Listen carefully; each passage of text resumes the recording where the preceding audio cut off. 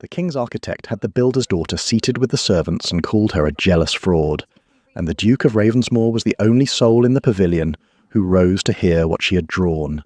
It began long before that, in a room nobody chose to enter. The back drawing room of Sefton Crail's establishment faced north, which meant the light came thin and grey and even, and never warmed the paper. Verity Locksley had learned to love that light despite its coldness, because even light told no lies. It fell on a thing exactly as the thing was. It did not flatter a weak joint or soften a cheated dimension. She sat at the long table under the high window, with her cuffs pinned back, and her fingers stained the brown of old ink, and she traced the lines of a bridge that would carry the weight of a duke's whole county across the river Aldermere. The drawings were signed in the bottom right corner in a confident sloping hand. Sefton Crail, His Majesty's architect. They were not his. Verity had drawn every line. She had calculated every load, set every span, reckoned the thrust of every arch against the patient resistance of the stone. And when she was finished, she had handed the sheets to Crail, and Crail had taken up his pen and written his own name where her father's name used to go. She was 24 years old.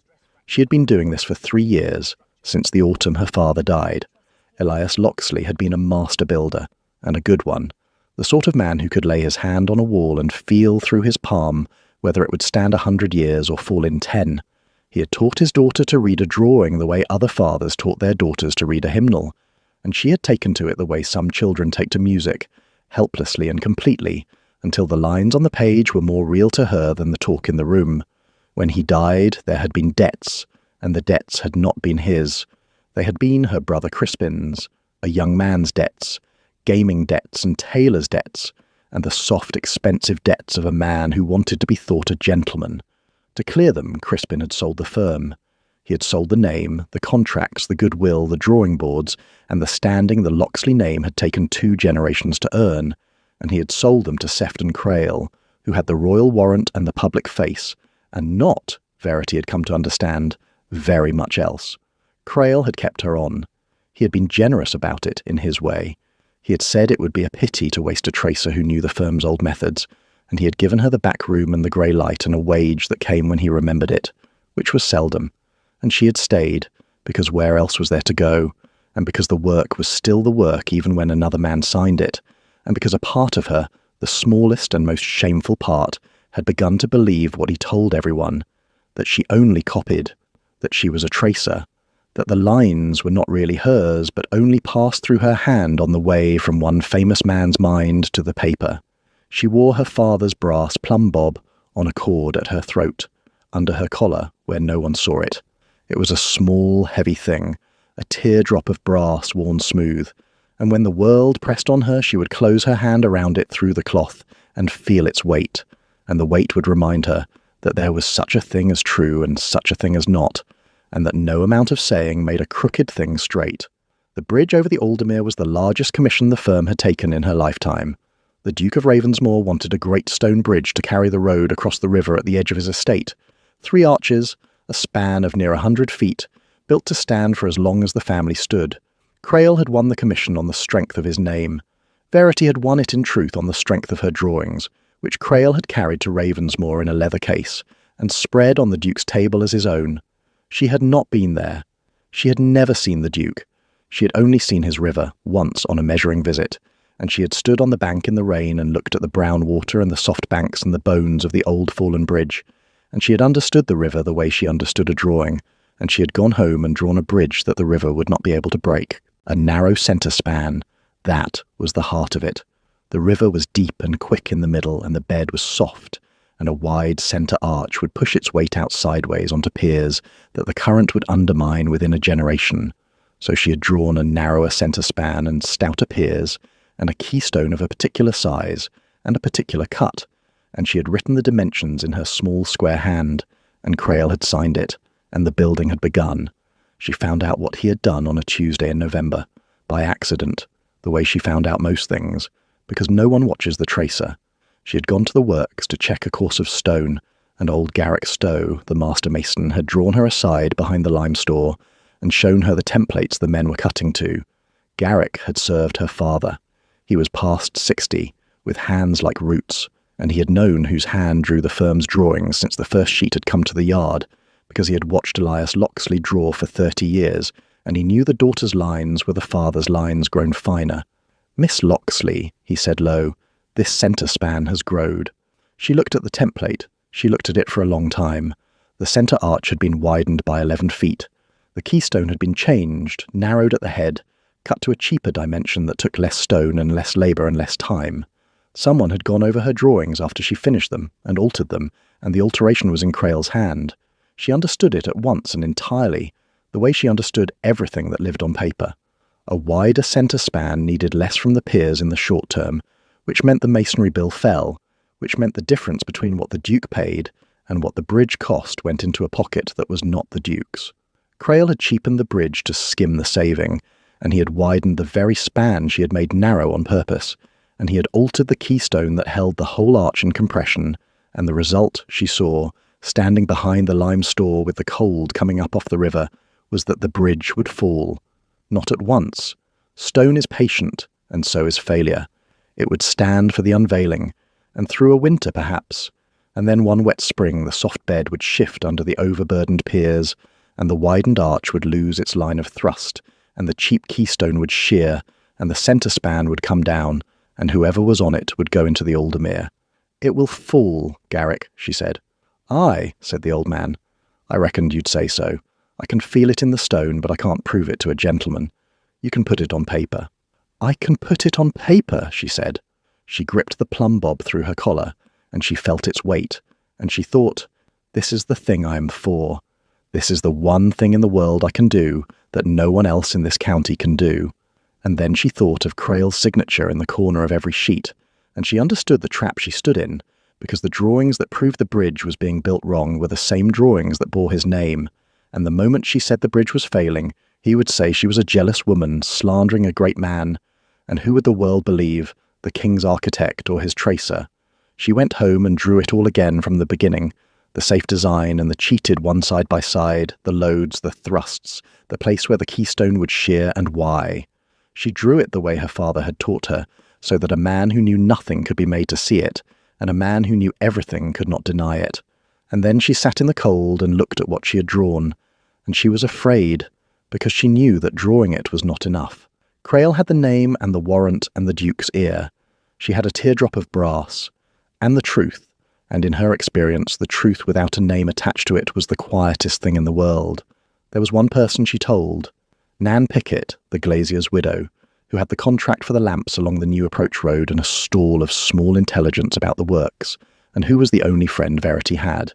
They sat in Nan's narrow kitchen with the rain on the window, and Verity laid it all out, and Nan listened with her chin in her hand and her sharp eyes never leaving Verity's face. "So, the great man's a thief," Nan said when it was done. "Yes, and if you say so, you're a jealous nobody, and he's a knight of the realm, and the Duke's bridge falls down on the Duke's company, and you with it for company." "Yes." Nan was quiet a moment. Then she said, dry as a stick, "Well, you always did know how to choose a comfortable position." And Verity laughed, which she had not expected to do, and felt a little of the iron go out of her chest. "Tell the Duke," Nan said.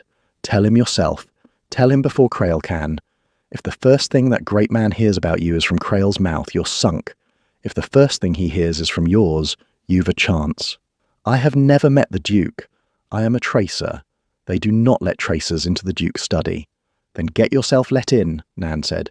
"You walked here in the rain to tell me a thing I can do nothing about. Walk to Ravensmoor and tell it to the one man who can." Verity looked at her. "It is not done," she said. "No," said Nan, "and neither is building a bridge to drown a Duke's guests, and yet here we are." So she went to Ravensmoor. She went on foot the last 2 miles because the carrier set her down at the lodge, and she came up the long avenue under the bare November trees with her drawings rolled under her arm, and the house rose grey and enormous at the end of it, and she very nearly turned back 3 separate times. What stopped her each time was the plumb bob at her throat and the picture in her mind of the centre span coming down. The Duke's steward did not want to admit her. She had expected that. She stood in the cold stone hall and said, in the plain level voice that was the only weapon she had ever owned, that she had come about the bridge, that it was a matter of the Duke's safety and the safety of his guests, and that she would say what she had come to say to the Duke himself and to no one else, and then she would go.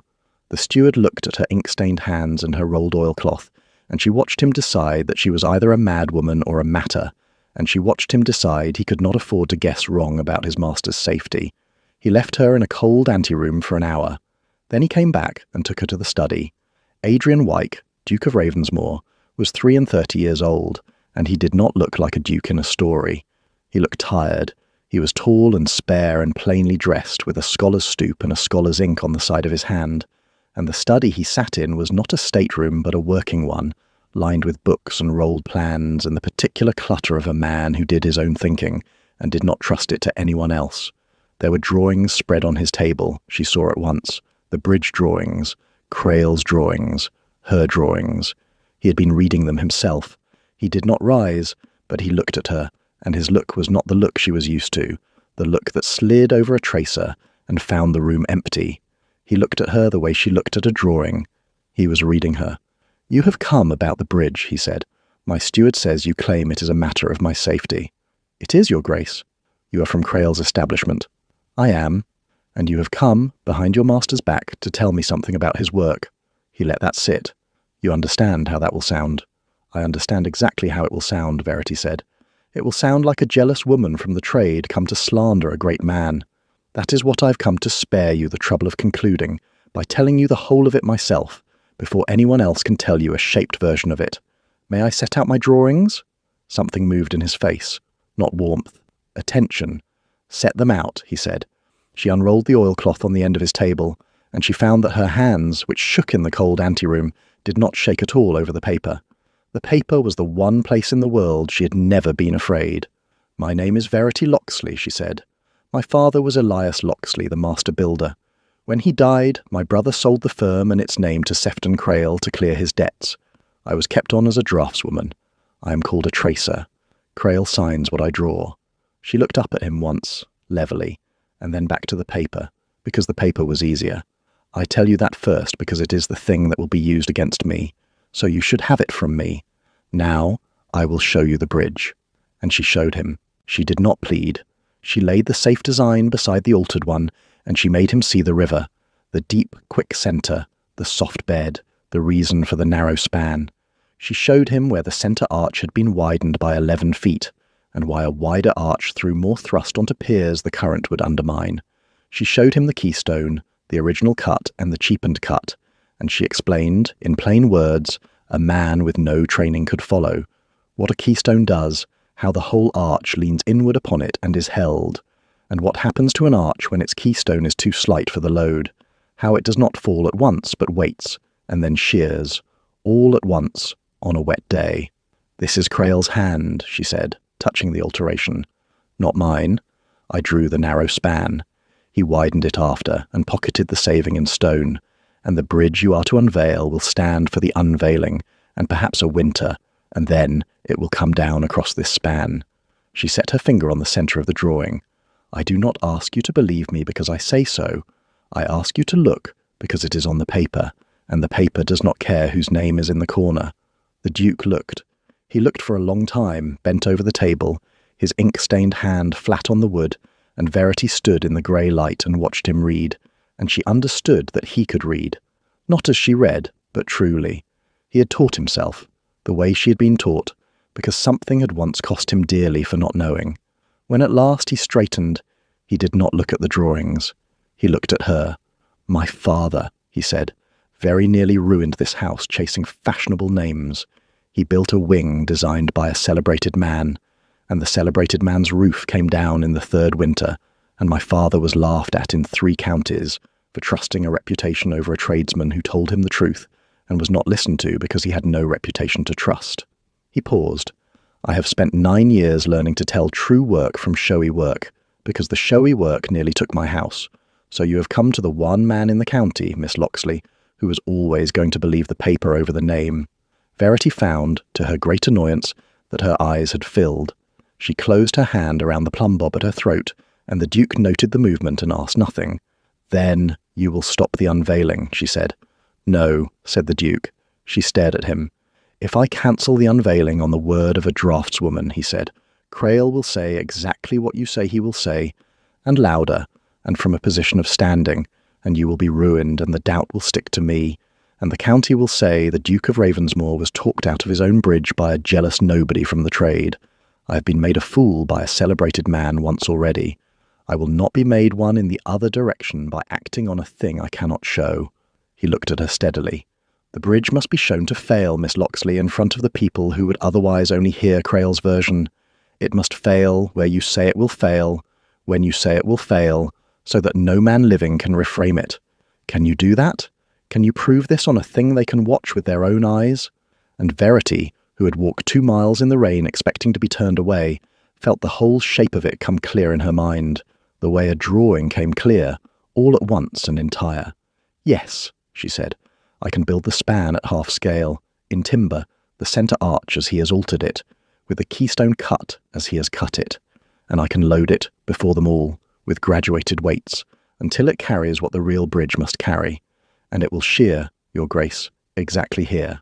She touched the keystone on the paper, "and while they are still looking at the wreck of the model, the real bridge will be standing not 40 feet away, built the same wrong way, and they will not be able to unsee it." The Duke was quiet. Then for the first time the corner of his mouth moved, not quite a smile, the ghost of one. "Build your model, Miss Locksley," he said. "I will give you the timber and the men and the secrecy, and I will give you a place at the unveiling." "With the company?" she said, before she could stop herself. It was too much to hope. "With the company," he said. That was the first conversation. There were others. He found reasons, over the following weeks, to have her at Ravensmoor. There was always a question about the works that wanted her eye, and she came and answered it, and then somehow there was an hour by the study fire while the early dark came down, and they talked. She had never in her life talked to anyone the way she talked to the Duke. With everyone else she had learned to make herself small, to give the least of herself that would suffice, because the world had no use for the rest. With the Duke she found there was no part of her that he did not want. He asked her about thrust and load and the patience of stone, and she told him, and he understood, and he asked more. He asked her about her father, and she told him about the hand on the wall and the feel of a thing that would stand. He asked her, once, very carefully, what it was to draw a thing and watch another man sign it, and she was quiet for a long time, and then she told him the truth, which was that it was like being a ghost in your own house, present in every room and seen in none. "They call me a tracer," she said. "A tracer copies. A tracer originates nothing. Crail says I never drew a line of my own. I only follow other men's lines, and the dreadful thing, your grace, is that after 3 years of hearing it, I had half begun to believe him. That is the part I am ashamed of. Not that he stole the work, that he nearly made me agree the work was not mine." The Duke was silent. The fire moved. "My father's wing fell," he said at last, "and the county laughed, and I was 24, and I went about for a year believing what they said of me, that I was a fool who could be sold anything with a grand name on it. I let their account of me become my account of myself. It took me a long time to understand that the contempt of people who are wrong is not a verdict, it is only a noise." He looked at her. "You are not a tracer, Miss Locksley. I've read your drawings, and I have read Crail's signature on them, and I have learned the difference between the two of you in an afternoon. You are the only true line in the room. He is the noise." She did not answer. She could not. She looked at the fire and let herself, for one moment, be a person who had been seen. She knew by then what was happening to her, and she was afraid of it. A duke did not look at a tracer the way he was beginning to look at her, and if he did, it could not be allowed to mean what it was beginning to mean, and she told herself this firmly and often, and it made no difference at all to her heart, which had stopped consulting her. She came again the next week, and the week after, and each time the visit had a reason stitched to the front of it, and no reason at all underneath. There was the question of the abutment footings, which she answered in 10 minutes. There was the question of the lime, which took 5, and then there was the fire, and the dark coming down over the park, and the slow, unhurried hours that neither of them named, in which a duke and a draftswoman talked as though rank were a coat they had both hung at the door. One evening he asked her to teach him to read a load. Not to admire it, he said, but to read it the way she did, so that no man with a grand name and a leather case would ever sell him a roof again. So she pulled a sheet toward her and showed him, line by line, where the weight of a thing went, how it ran down through an arch and out along the haunches and into the piers and at last into the patient ground. and how every joint along the way either passed the weight on honestly or lied about it. He bent over the paper beside her, close enough that she could see the grey beginning at his temple and the old ink worn into the side of his hand. And he learned quickly, because he wanted to, and the wanting was the thing she had never been given before. People had wanted her work. No one had wanted to learn the way her mind moved. "You make it sound like a moral matter," he said. "Honest joints and lying joints." "It is a moral matter," she said. "A thing either tells the truth about what it can bear, or it does not. Stone cannot flatter, and stone cannot pretend. That is why I have always trusted it more than people. A wall will never tell you it is fond of you, and then fail you in the third winter. It will only ever do exactly what its making allows, and no more, and no less." She heard herself, and stopped, because she had said more than she meant. "And people?" he said. "People I have found harder to read," she said, "though I read them all the time because no one watches the tracer, and a person who has never watched learns to watch. I can tell you which of your footmen despises his post, and which is content in it. I can tell you that your steward is loyal to you and frightened of your aunt. I can tell you a great deal that I am never asked, because the asking would mean someone had noticed there was a mind behind the hand." She paused and then said it plainly. "It is a strange thing to be invisible. It is a wound, but it is also a window. I have seen so much, your grace, from inside the wall."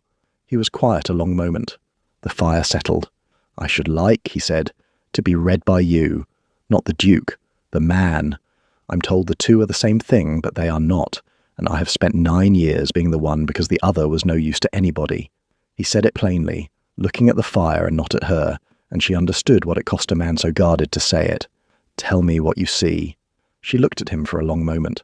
The stoop that was grief as much as scholarship, the tiredness that was not idleness but the opposite, a man who had carried a ruined house up out of a hole and never once been thanked for it, only watched to see if he would drop it. "I see a man who was made a fool of once in public when he was young," she said slowly, "and who decided he would rather be alone and right than admired and wrong. I see a man who pretends his aunt manages him because it is easier than telling her the truth, which is that he stopped needing managing a decade ago. And I see a man who commissioned a bridge to be built honestly, and could not say why it mattered so much that it be honest. And the reason, I think, is that he wants one thing in the world that will not turn out to have been a lie." She stopped. "I am sorry. You asked." He did not answer for a while. When he did, his voice had lost its level. "No one," he said, "has ever told me a true thing to my face and not wanted something for it. You have come into this house 3 times now and never once asked me for anything but to look at a piece of paper and believe my own eyes. Do you understand how rare that is? Where I live?" "I understand it where I live too," she said. "It is the same scarcity. We are simply at opposite ends of it." And that, she thought afterward, walking back down the dark avenue with her heart misbehaving worse than ever, was the moment she stopped being able to pretend. She knew what was happening to her, and she was afraid of it, and the fear was not the old fear of being unmasked. It was a newer and more dangerous thing. It was hope.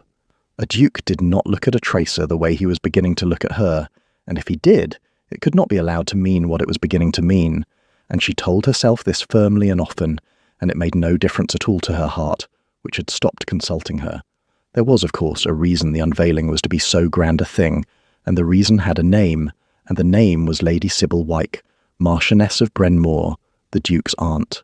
Lady Sybil had decided that her nephew had been a recluse and a scholar, and a disappointment for quite long enough, and that the unveiling of the great Ravensmoor Bridge should be the occasion of his betrothal. She had assembled, for the purpose, the finest unmarried ladies of 3 counties, and at the head of them, polished to a high shine, her own protégée, Miss Georgiana Brenmore, who was the celebrated beauty of the season, golden and accomplished and flawless, and about, Verity thought, when at last she saw her, as deep as a decorative dish. Lady Sybil championed 2 things in this world, her nephew's marriage to Miss Brenmore, and the genius of Sefton Crail, whom she had introduced to her nephew, and whose royal warrant reflected agreeably upon her own discernment. The thought that her architect was a thief and her nephew's heart had wandered to a tradesman's daughter would have struck Lady Sybil as not merely false but vulgar, and she would have rejected it on the grounds of taste before ever reaching the grounds of fact. The model was built in the old tithe barn at the edge of the estate, under canvas, by lamplight, after the works had closed for the day, because the whole of its power lay in no one knowing it existed. The Duke had given her the timber, and 3 men sworn to silence and the use of the barn, and he had given her Garrick Stowe, and Garrick had given her the thing she needed most, which was 40 years of knowing how a thing actually came apart. They worked in the evenings through the cold end of November. Verity drew the span at half scale, every member, every joint, and Garrick and the men cut and pegged it, and slowly, in the smell of fresh sawn wood and lamp oil, the centre arch of the Duke's bridge rose in miniature in the dark of the barn, the wide, wrong arch, the slight wrong keystone, true to the cheat in every dimension. "It troubles me," Garrick said one evening, running his thumb along the crown member where the keystone would seat. He was a man who said little, so when he said a thing it had weight. "Building it wrong a purpose. 40 years I've cut to keep a thing standing. Now you've got me cutting to bring one down." "You're not bringing it down," Verity said. "Crail brought it down when he widened the span. We are only making it fall where men can watch, instead of where it would fall on its own, which is on people. We are not the lie, Garrick. We are the proof of it." The old mason considered that, and nodded slowly, satisfied, and went back to his cutting. He trusted her. It was a small thing, and it was an enormous thing. He had watched her father draw for 30 years, and he had transferred the trust to the daughter without fuss, the way a man moves a lamp from one hand to the other, and in the lamplit barn, with the Duke's bridge being built in little so that the truth could be told in large, Verity understood that she had never lacked for people who saw her. She had only lacked for people who counted, in a world that did the counting. Garrick had always seen her. Nan had always seen her. It had simply never been enough to weigh against a name. Nan came too in the evenings and held the lamp, and supplied the yard's intelligence who was saying what, which of Crail's men suspected anything, where the great man dined and with whom. She had a glazier's eye for stress, and she watched the little arch take shape with frank misgiving. "It looks too strong to me," she said one night, tilting the lamp. "It looks like it'd hold a cart." "It looks strong," Verity agreed. "So does the real one. That is the whole horror of it. A thing can look entirely sound and be lying the whole time. The lie is not in how it looks. It is in the load it has not yet been asked to carry." She set her hand on the slight keystone. "Ask a liar an easy question and he answers it beautifully. The bridge will answer every easy question. It is only the last question, the true weight, that it cannot answer, and by then the people will be standing on the answer." "You frighten me when you talk like that," Nan said. "I frighten myself," said Verity. But she did not stop, and the model was finished, and the graduated weights were cast and numbered and stacked under sacking in the corner, and the canvas was drawn over the whole of it, and they waited. It was Nan who brought the warning, as Nan brought most things. "Crail knows you've been to Ravensmoor," she said, arriving breathless in the cold drawing-room one evening. "One of the Duke's grooms talks to one of the Duke's maids who talks to me. Crail knows the Duke's had you up to the house more than once, and he's frightened. And a frightened thief is a dangerous one. He's been saying things. He's been laying the ground." "What things?" "That you're a jealous creature who's set her cap at the Duke, and means to ruin a great man to climb out of the trade. That you draw nothing, only copy. That the firm was sold fair, and you're a bitter girl who can't bear that her family lost it." Nan's mouth was tight. "He's telling it to Lady Sybil, and Lady Sybil's the sort that, once she's heard a thing she likes, won't hear the thing she doesn't." Verity sat very still. "He's going to do it at the unveiling," she said, "in front of everyone. He's going to name me a fraud before I can open my mouth so that whatever I say after will sound like a guilty woman defending herself." That's how I read it. Then, it is exactly as the Duke said. She found she was almost calm. It cannot be stopped with words. It can only be stopped with the model. She looked at Nan. "Is it ready?" "Garrick says another 4 days. The weights are cast. The Duke's men have it under canvas in the old tithe barn, and not a soul outside knows what it is." Nan hesitated. "Verity, if it doesn't shear, if you've reckoned it wrong, or the timber holds where the stone wouldn't, or any one of 100 things—" "It will shear," Verity said. "I have not reckoned it wrong." And then, because Nan deserved the truth, she added, "But you are right that I am staking everything on it. If I am wrong about the keystone, I am a jealous fraud who built a machine to slander a knight of the realm, and there will be no corner of the trade left that will have me, and the Duke will have ruined himself listening to me. I know what I am wagering. I have only one thing worth wagering it on, and it is that I can read a drawing. It is the one thing I have never been wrong about." Nan looked at her for a long moment. Then she reached across and put her rough hand over Verity's ink-stained one. "Then I'll be there," she said, "in the front, where you can see me, so you've a friendly face to look at when the great man calls you names." The day of the unveiling came bright and cold and blue, the river running high and brown after a week of rain. The Duke's people had built a pavilion on the south bank, open-sided, hung with the Ravensmoor colours, and from it the new bridge could be seen in all its span, 3 arches of pale new stone leaping the Aldermere, the centre arch wide and graceful and wrong. The county came in its carriages, the gentry and the clergy and the magistrates and the curious, and among them, by particular and rather pointed invitation, came Sir Bramwell Foss, the King's Surveyor of Works, a dry, precise old man who had examined more bridges than any other living Englishman, and who had been asked to lend the occasion the dignity of the crown, and who would, the Duke had quietly arranged, find himself with rather more to examine than dignity. Verity came in her good grey dress with her drawings in oilcloth and the plumb bob at her throat. She had thought, foolishly, that the Duke's invitation meant a place among the company, but the Duke's invitation had gone to the Duke's house, and the Duke's house was run, on social matters, by the Duke's aunt, and Lady Sybil had her own ideas about where a tradesman's daughter sat. A footman, polite and immovable, directed Verity away from the pavilion and toward the long trestle at the side beyond the gentry, where the upper servants and the men of business and the clerks took their refreshment in sight of their betters and apart from them. "There has been a mistake," Verity said. "No mistake, miss," said the footman, not unkindly. Lady Sybil was most particular. She might have argued. She might have made a scene and demanded the Duke. But she looked across the lawn and saw the Duke surrounded, hemmed by his aunt and Miss Brenmore and a dozen others, unable to come to her without a public stride that would announce everything, before the model could prove anything, and she understood that for this last hour she must hold her own. She gripped the plumb bob. She walked to the servants' trestle, and she sat with the clerks and the upper maids, and she kept her back straight, and she watched. And here the day must be seen for a moment through other eyes than hers, for there were things in the pavilion she could not see. Lady Sybil, Marchioness of Brenmore, stood at her nephew's side in pale lavender silk, and surveyed the company with the satisfaction of a general whose battlefield is going entirely to plan. She had the beauty of the season at her elbow, and the architect of the realm at her command, and the finest families of 3 counties arranged before her, like a service of plate, and she had only one small irritation, which was the draftswoman, the Locksley creature, the bitter little tradeswoman Sefton had warned her of, who had been filling her nephew's head with trade jealousy and slander. Lady Sybil had dealt with the creature by the simplest means available to a woman of her rank. She had put her where she belonged among the servants, where Adrian could not make a spectacle of his unfortunate kindness. The girl would sulk among the clerks, and the bridge would be unveiled, and Sefton would say his piece, and Adrian would come to his senses and to Georgiana, and order would be restored. Lady Sybil was a woman who believed deeply and without examination that the order of things was also the truth of things, and that a person's station was the measure of their worth, and she had never in 60 years been given cause by her own circle to doubt it.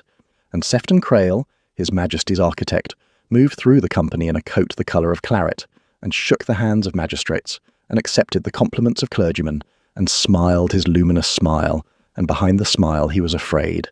He had seen the Locksley girl arrive. He had heard she had been to Ravensmoor more than once alone with the Duke and his drawings, and Sefton Crail knew exactly what his drawings would tell a man who could read them, because they were not his drawings, and he could not read them himself, not truly, and he had widened that span on the advice of nobody but his own greed. So he had laid his ground. He had told Lady Sybil, and he had told the magistrates' wives, and he had told everyone who would listen, that the poor Locksley girl was sadly turned in her mind by the loss of her father's firm, that she fancied herself a builder, that she imagined the drawings were hers and went about slandering the man who had charitably kept her on. He had told it so well and so often that he had half come to believe it, and he intended to tell it once more, publicly, the instant she made trouble, so that her truth would arrive already drowned. He did not know about the model in the tithe barn. That was the one thing he did not know. The unveiling itself was brief. The Duke said a few plain words, fewer than his aunt would have liked, about a bridge built to stand.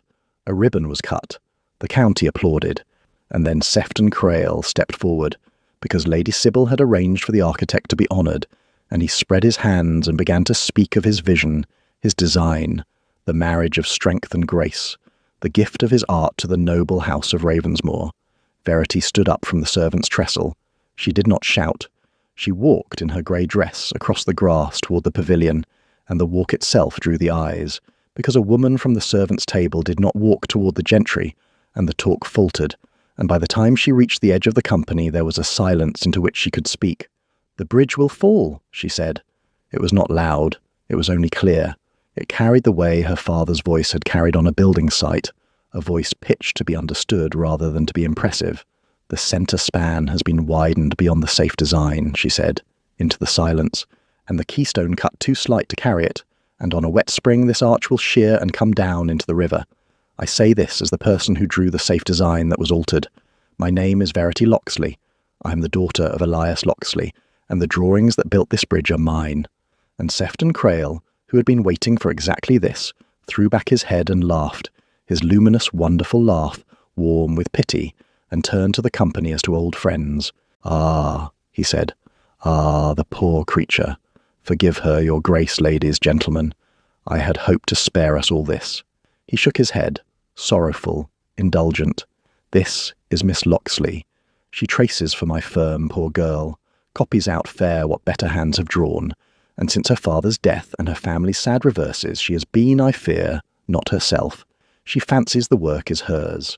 A jealous fancy, a sad fancy, but jealousy in a tradesman's drudge can turn dangerous, as you see, and would have her slander an honest man and frighten you good people away from a sound bridge. She has never drawn an original line in her life. She is a tracer. I have been too kind, perhaps, in keeping her, and this is my reward." It was beautifully done. Verity heard it as a craftsman hears another craftsman's work, with a kind of horror at its competence. He had named her jealous, mad, and a fraud, wrapped each blade in pity, and turned her own plain truth into the proof of her derangement. She felt the company turn. She felt the eyes that had been curious go cold. Lady Sybil's face had set into satisfied contempt. Miss Brenmore had the faint smile of a woman watching an unpleasantness be tidied away. The word tracer hung in the bright air, and Verity closed her hand around the plumb bob at her throat and felt its weight and held to the one thing she knew, which was that saying a crooked thing straight does not straighten it. "I have not come to argue with words," she said, when Crail had finished. "Words can be made to say anything, as you have just heard. I have come to show you. Your Grace," she turned to the Duke, "I ask your leave to bring out the model." And the Duke of Ravensmoor, who had stood through all of it with his face still as stone, said, in a voice that carried as clearly as hers, "Bring it out." There was a stir. Lady Sybil turned to her nephew with the beginning of a remonstrance on her lips, and the Duke said, without looking at her, "We will all of us watch, Aunt. It will not take long." And something in his tone closed her mouth. They brought it out from the tithe barn on a long flat dray drawn by 2 horses, and the company drew toward it across the grass, because curiosity is stronger than contempt. It was the centre span of the bridge, built true at half the scale, in good seasoned timber, every member to the dimension Crail had altered the stone to, the wide arch and the slight keystone, and beside it stood Garrick Stow with his cap in his fist, and a frame of graduated lead weights, cast and numbered, that 2 strong men carried between them. Verity stood by the model, and she did not look at Crail, and she did not look at Lady Sybil. She looked at Nan Pickett, who had got herself to the front as she had promised, and Nan gave her one short fierce nod, and Verity began. She explained it to them the way she explained things plainly, so that a man who knew nothing could see.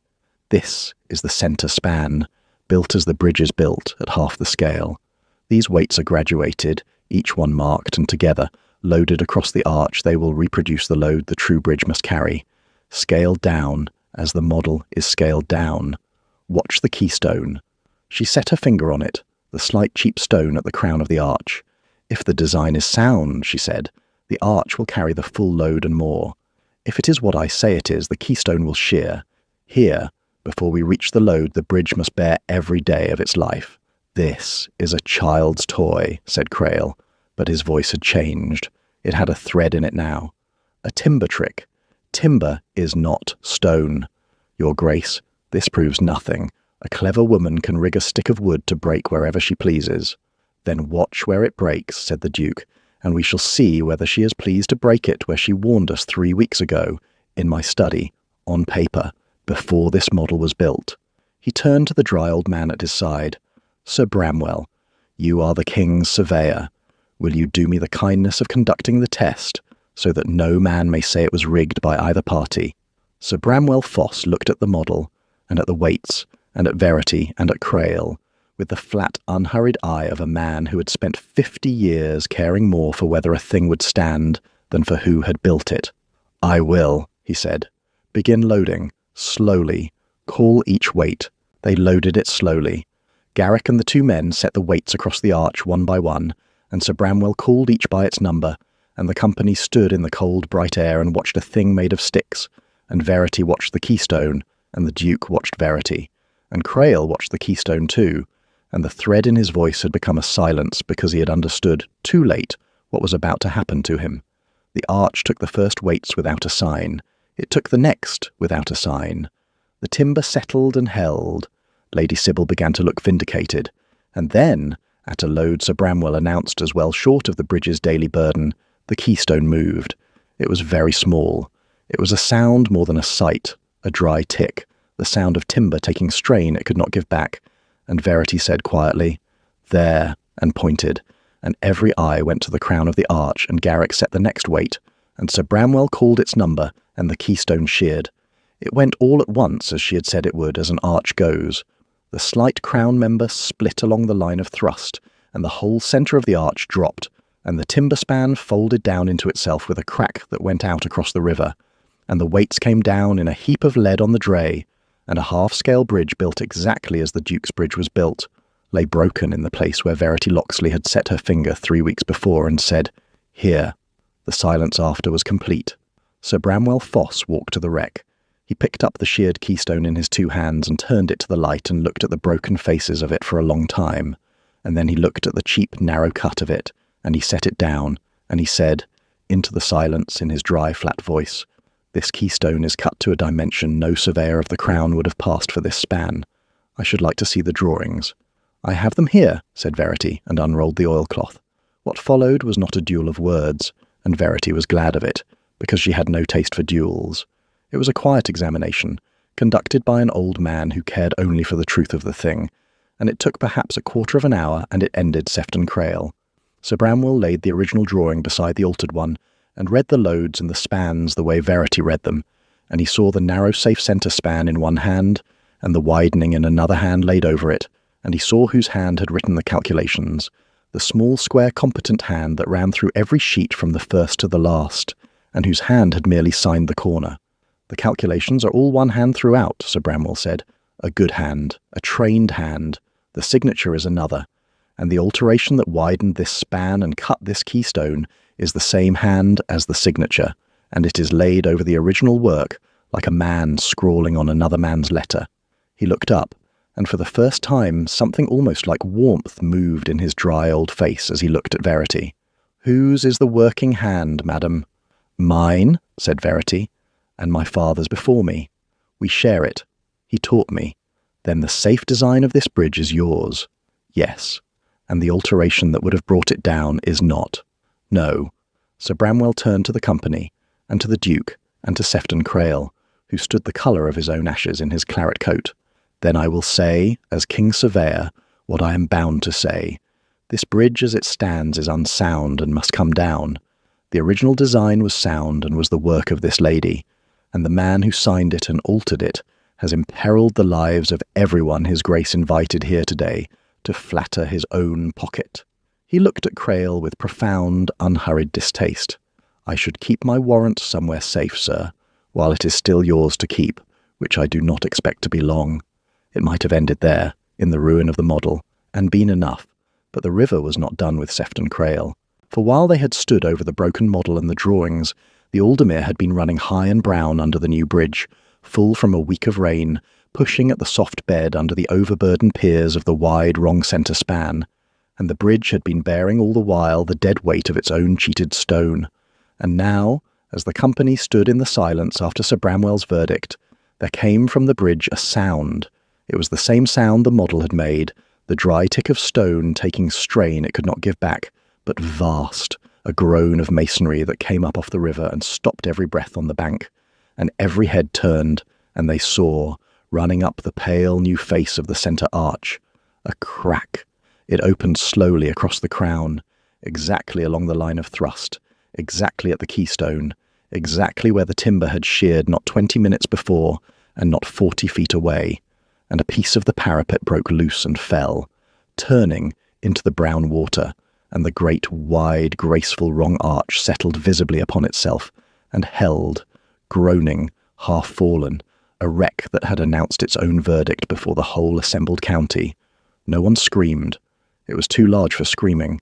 There was only the sound of the river and the groan of the dying stone, and the sight of the thing failing precisely where the tracer had said it would fail.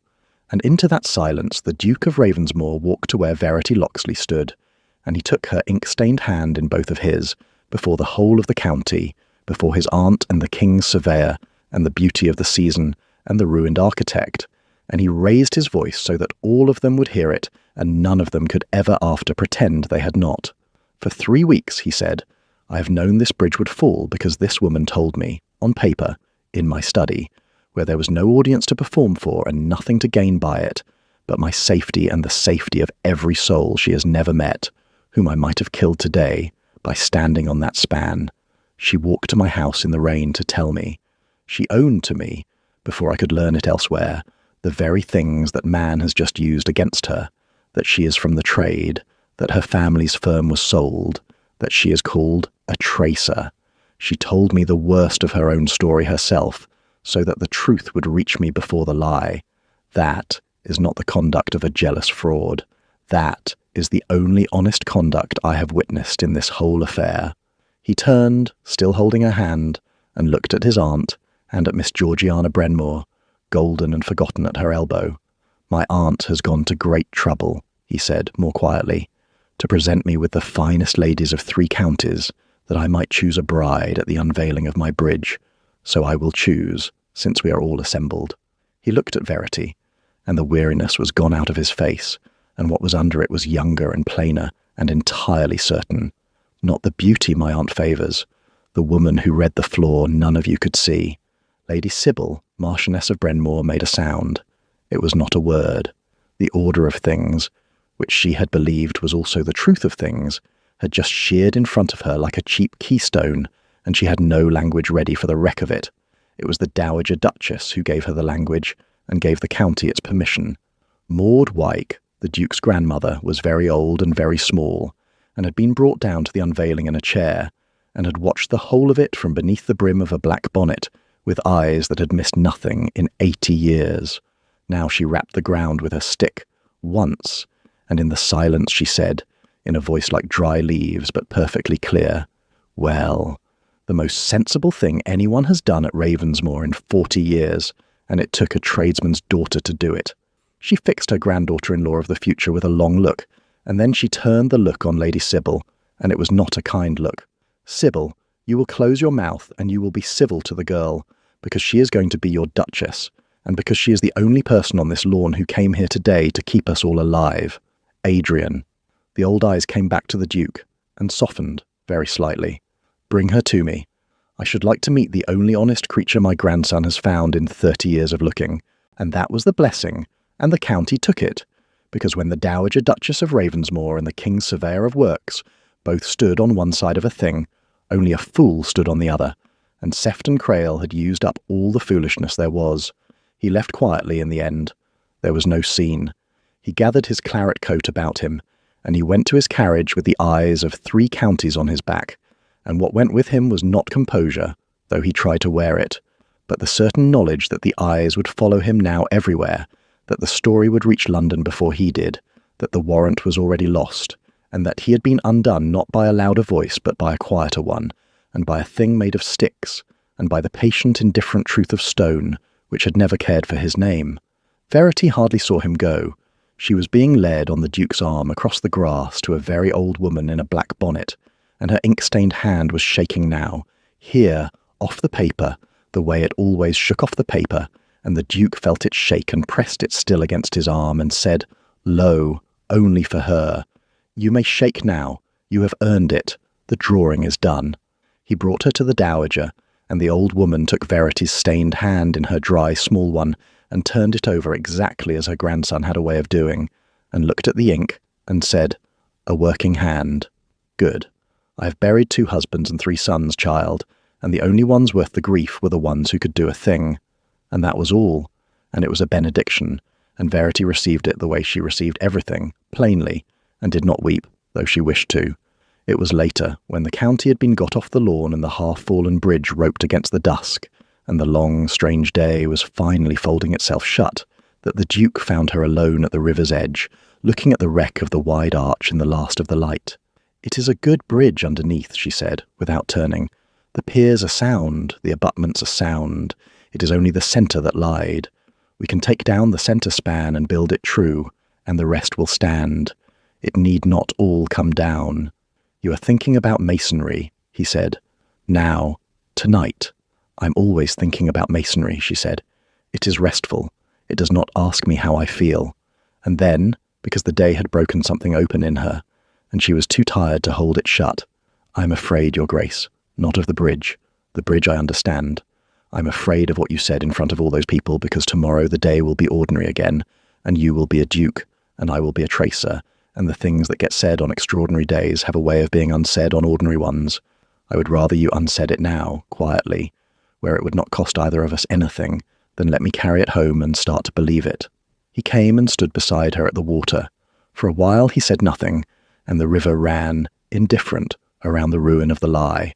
"I have spent my life," he said at last, "among people who say the warm thing on the warm day, and the cold thing on the cold one, and I learned to trust none of it, because none of it was load-bearing. It was all ornament. It carried nothing." He turned to her. "I did not say what I said today because the day was extraordinary. I said it because it was true, and I have found in 3 weeks of watching you that I cannot any longer tell the difference between a true thing and a thing I cannot live without saying. Tomorrow will be ordinary. I will still be a duke, and you will still be the finest mind in this county, and on the ordinary day I will want exactly what I wanted on this one. Test it as long as you like. Load it as slowly as you please. It will not shear. I built it to stand." She looked at him, and she heard, under the words, that he had given her back her own language as a vow, and that it was the most exact and the most extravagant thing anyone had ever said to her, and she found she believed him, the way she believed a sound joint, not because she hoped, but because she had read it. And it was true. "Then I will stop bracing for it to fall," she said. "Yes," he said, "stop bracing. I have you." And here the story might close, but there is a season more to tell, because vindication that is not let to ripen is only a verdict, and this one was given time to become a life. They were married in the small estate chapel at Ravensmoor in the summer of 1820, which was, by the county's reckoning, indecently soon, and by Verity's reckoning, who had spent 3 years being no one, exactly soon enough. She wore grey, because grey was her colour, and she would not be made into someone else even for a wedding, and at her throat, on its worn cord, she wore her father's brass plumb bob, and the Duke, when he saw it, touched it once with one finger and said nothing, because by then he understood it. The bridge was rebuilt to her design, the true design, the narrow centre span and the stout piers and the keystone cut to its proper and patient dimension. She was on the works every day of it, in her grey dress with her cuffs pinned back, and old Garrick Stowe was her foreman, and the men who had once cut to Crail's cheating templates now cut to hers and called her, at first awkwardly, and then as a matter of course, the architect.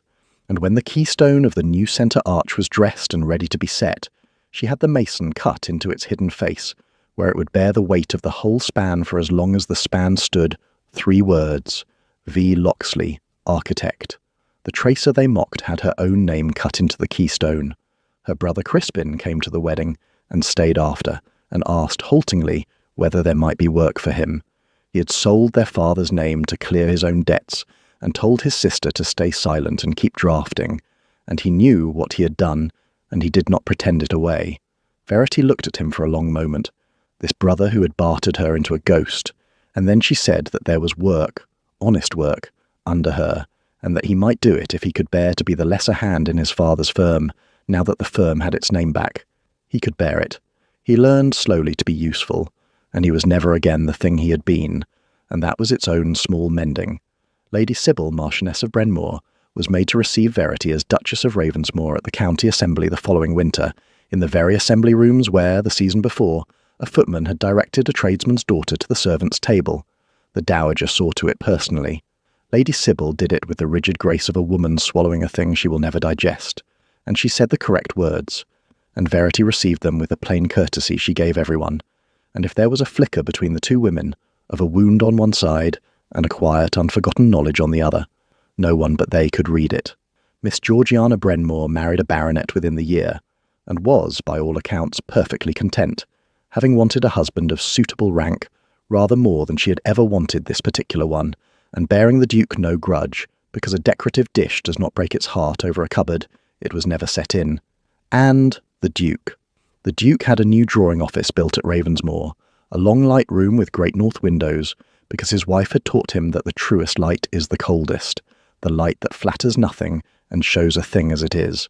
It was hers, the office, to run as she saw fit, the working heart of the restored Locksley firm. And into the cornerstone of it, on the day its foundation was laid, Verity set her father's brass plumb-bob, sealed in the stone, so that the building that drew true bridges would itself stand plumb upon the one true thing her father had left her. She stood with her husband in the empty new office on the evening it was done, the last light going grey and even across the bare boards, and she thought of the back room where she had traced another man's name onto her own work, and she found she could think of it without flinching now, the way you can look at a healed place and know it was once a wound. They called me a tracer, she said, a hand that copies, useless except to follow other men's lines. And now, said the Duke, she looked at the long table where the drawings would lie, and at the cold true light on the boards, and at the man who had risen, alone in a pavilion full of people to hear what she had drawn. Now, I am the architect of the Ravensmoor Bridge, she said, and my name is in the keystone, and it will be there when every name that was ever spoken against me is forgotten, because the bridge will stand, and the stone does not lie. The Duke took her ink-stained hand and turned it over in his and looked at it, the brown stains and the small, square, competent fingers that had drawn every line of the thing that would outlast them both.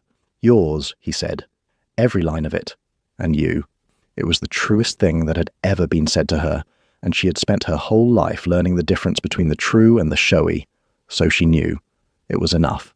After 3 years of being no one, after a lifetime of believing the margin was her true size, it was more than enough.